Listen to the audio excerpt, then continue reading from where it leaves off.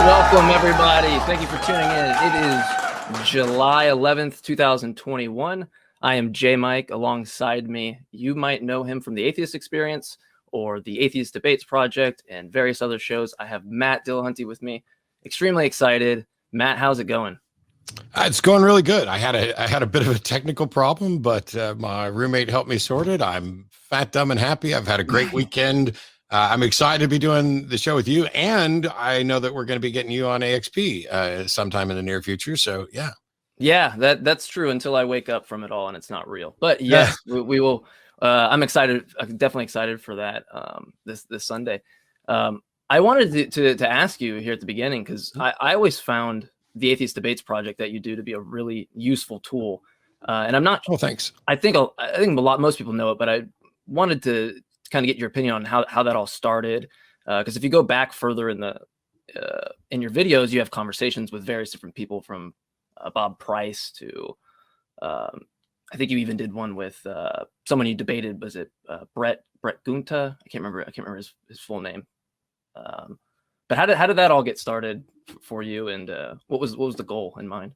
Yeah, that's Blake Junta. Sorry. Who we did.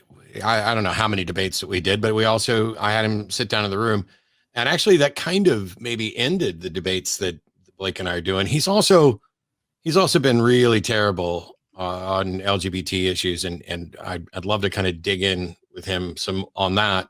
But I think in that one video with Blake, we got to the crux of what I consider to be a massive flaw in his epistemology, which is I was asking him, how would you go about testing? Like, imagine we're sitting in this room and we've been here our entire lives, and you are telling me that there's someone outside of this room who's communicating with you telepathically and they can do certain things. How would you go about testing that? And he came up with a test protocol, but he had to acknowledge that it still wouldn't necessarily demonstrate to me the fact that there was, something moving or he got a message or whatever else. And then I hit this thing of, how do you even know there is such a thing as outside this room? For example, you're assuming from all of your other experience that these are walls that have a certain thickness and there's something beyond it. But if we've been in this room for the entirety of our lives, then for all we know, there's nothing outside of it. There's just wall forever. And he gave a really good test for how to verify whether or not there was someone outside sending messages, and it failed to demonstrate, or it failed to apply that same sort of test methodology to his claim about God. It's like, oh well, God's different. But I've always genuinely liked Blake. We did a lot of it.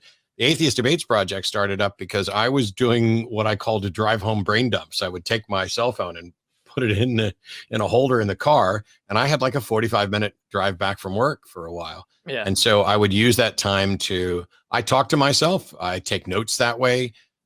It's been helpful. It's one of the reasons people say, oh, well, how can you, do the show and do so much and come up with so much off your head? It's because I live this stuff. I spend time having these conversations outside of here and with lots of people, and sometimes just with me. And I decided it would be a good idea to maybe do something with a little more structure. But I lost my job, my tech job, one of many that I had here. And I looked for another tech job for about 6 months, and I wasn't getting anywhere. And Aaron and his wife came down to spend their honeymoon, or not honeymoon, or their anniversary at our place. And while they were here, they had just started setting up their Patreon, and they were like, look, you really need to do this. You should just do it. And at the time, I didn't think there was any possibility I could be a full-time atheist. That doesn't even something that made any sense. Yeah. And, my YouTube, by the way, to this day is still not monetized, although that will be changing because I've been told the YouTube's going to monetize it whether I want it to or not. So I'm going to monetize it. Yeah. So why would you not do it at that point? If somebody's getting money off of it, it's going to be me. Yeah, exactly. So that's going to change. But yeah, Aaron and his wife talked me into doing it and setting it up. And since then, it's been, it was within 2 months, I realized this was going to be primarily my job. And so I do the Atheist Debates Project, as well as doing lectures, debates, and magic shows, traveling around to conventions, although that's taken a hit during the pandemic. But I'm glad it was useful to you, and I hope it's useful to other people. Yeah, I kind of grew up on the